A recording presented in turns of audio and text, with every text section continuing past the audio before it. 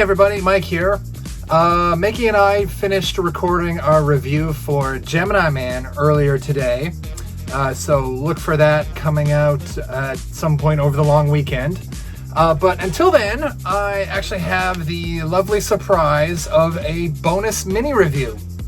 GvN cast member Léo Melanson had contacted me a couple days ago about joining in on a review of the recently released Addams Family animated film. However, I just couldn't fit it in time-wise, but invited him to record his own thoughts. So here's Léo with his mini review of the Addams Family. Very quickly, while starting to watch this movie, I had the thought of, has there ever been a bad version of the Addams Family? It's a pretty easy concept to get a hold of and modernize throughout the different decades. There's been different versions of them. Really, what you need is the Addams Family themselves. Just understand that they're offbeat, and it's okay. They are still a very loving family. They enjoy each other. To an extent, obviously, there's the joke of Wednesday Addams and Pugsley, throwing knives at each other, trying to kill each other, torturing each other, that kind of stuff. But obviously, they still love each other. It's just kind of like anything that you'd find in a horror movie that you would think would be scary. They treat it as normal and almost domesticate it. That joke is almost played very quickly in the movie when they find Lurch. I don't want to give that bit away too much, but you'll see what I mean. It's something straight out of another horror movie that they're like, yeah, this is normal. This guy is now part of our family. The range you can play with that is pretty obvious. You can go from anywhere from just slightly gothic, hot topic kind of stuff to, they're all murderous, almost monster-like. So it's a very easy concept to make and not screw up. And then if you want the villain to be in there, it's a pretty obvious one. Again, the person who wants them to conform, the person who doesn't want them to be offbeat or like this or different in any way. And this movie really hammers that over the head. The name assimilation comes up very quickly. It's not subtle at all, but I don't really think you need it to be subtle when you're dealing with the Addams family. The neat thing about this movie, though, is that it explores the other end of things, in which Wednesday, at one point of the movie, starts adventuring outwards and doing the typical, bright girly stuff. She has a pink hair clips, comes in wearing pink skirts and stuff like that at one point. So that was really neat to see them kind of explore the opposite end. It's okay to be offbeat, but it's also okay if you like being more traditional, feminine, and all that kind of stuff. So it was really cool to see them explore that side. I know it's been done before. I remember an episode of the TV show where Pugsley was trying to become a Boy Scout and that kind of stuff, but it's still neat that they did that in this movie.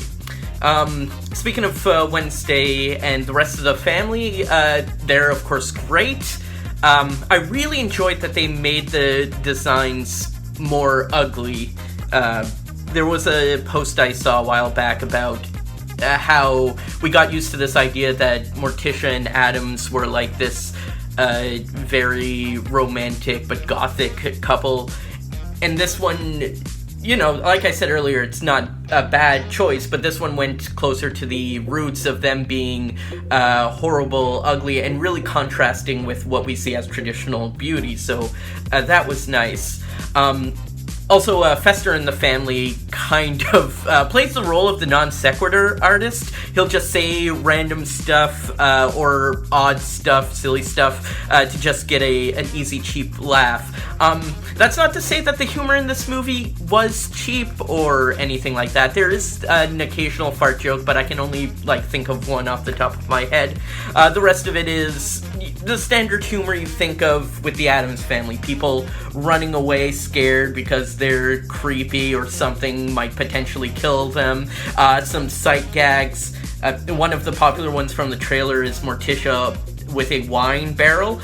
and she opens it and it's people whining, coming out, "Are we there yet?" That kind of stuff. And if you know from my experience with Geeks vs. Nerds, I love the puns and visual humor and that kind of stuff.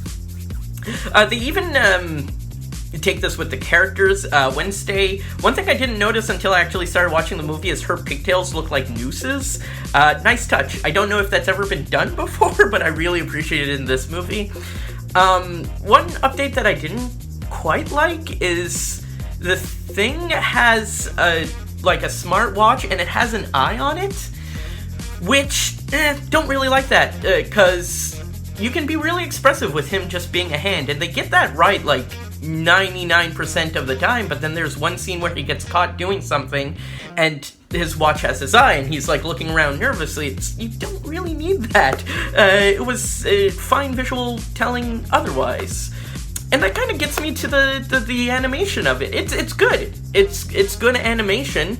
Not anything great, but I think I said this before. I enjoy when animation isn't in the standard like DreamWorks or Disney Pixar style with the big eyes and big heads and stuff like that, and people use weird character models, and that's one thing that really attracted me to this movie, because even the normal people, they have like weird shaped heads, or they're like really extremely skinny or stuff like that.